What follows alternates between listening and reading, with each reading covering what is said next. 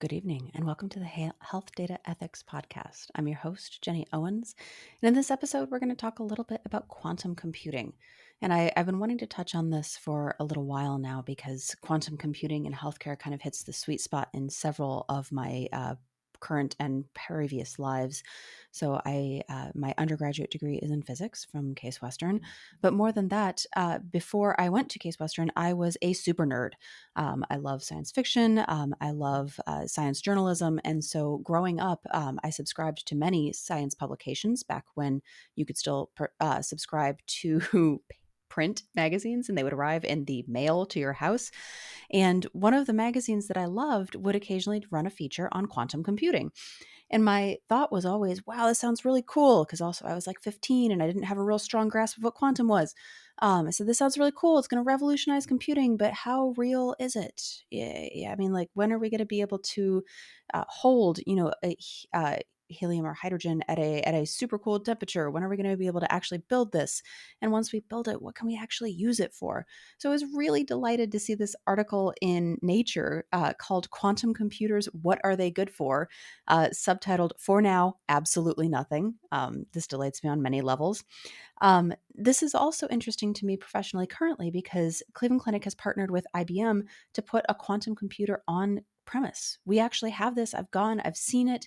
I have taken many, many pictures of this quantum computer from many angles because it is extremely, extremely cool. Quantum System One is the first on site quantum computer installed in the private sector, which is really cool. So I remain curious about the use case for quantum computing in healthcare. And so I wanted to spend a little bit of time talking about, okay, first of all, what is quantum computing? And then what is it really good for? What are the potential healthcare use cases? So the short answer for what is a quantum computer is that a normal computer uses binary zeros and ones to do all of its calculations. A quantum computer uses a superposition of zeros and ones to do its calculations. And so instead of having, a calculation where your end result is that this particular bit is either a zero or a one, in a quantum bit or a qubit, your end result is in a sort of probabilistic blend of zero and one. So you start off your calculation, and this is perhaps 30% zero and 70% one. And as you continue to run calculations on it, that balance shifts towards zero or one. And it enables you to do different kinds of calculations more effectively. So optimizations, things where you would really want to use, like a probabilistic distribution or a blend rather than having things be, exactly one or exactly zero.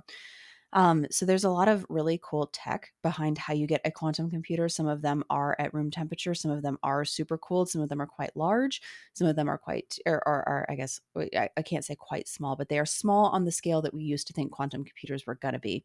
So for example, a Quantum System One, which is on Cleveland Clinic's campus, fits in the learner, I guess it's more of a quantum computer showroom now. Prior to this, it was a cafeteria, but it's no longer really a cafeteria. It's a common area space. So it is probably about the size of the office that I'm sitting in right now. So it's large. It reminds me of the early days of computing, because I'm a vampire who's 150 years old. And so when you were thinking about a supercomputer or a computer with a lot of power, you were thinking about something that was the size of several cars stacked on top of each other. So the actual computing part is quite small. It's quite compact. The part that really takes up all the space is all of the supportive apparatus, the cooling lines and the power, the vibration muffling table, and all the dedicated internet lines to get information in and out of this computer. It's really, really fascinating. And if you are on Cleveland Clinic's main campus, please do take a trip over to the Learner Commons and take a look at it because it's right there with beautiful glass right in front of it. You can take a look at it. There's great informational material around it as well. So the next question that I have is the question that I've carried around since I was 15, which is like, quantum computing sounds super cool. How real is it? And it is real enough that we have a real quantum computer sitting on Cleveland Clinic main campus. The state of quantum computing and of doing calculations on a quantum computer is perhaps less mature. So going back to the Nature article that I read, It's a one of the opening paragraphs opens with, "In fact, all quantum computers could be described as terrible," which is kind of fair given the current state of the field. So we have a lot of high powered compute capability available to us at our fingertips, and at this point, quantum computers cannot really compete with that. The field definitely has lots of space to mature.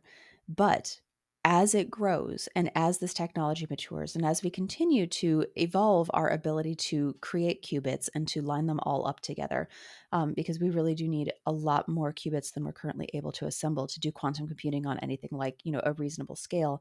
But some potential uses for healthcare, things like drug discovery, things like improving machine learning, optimization problems are a great fit for quantum computing.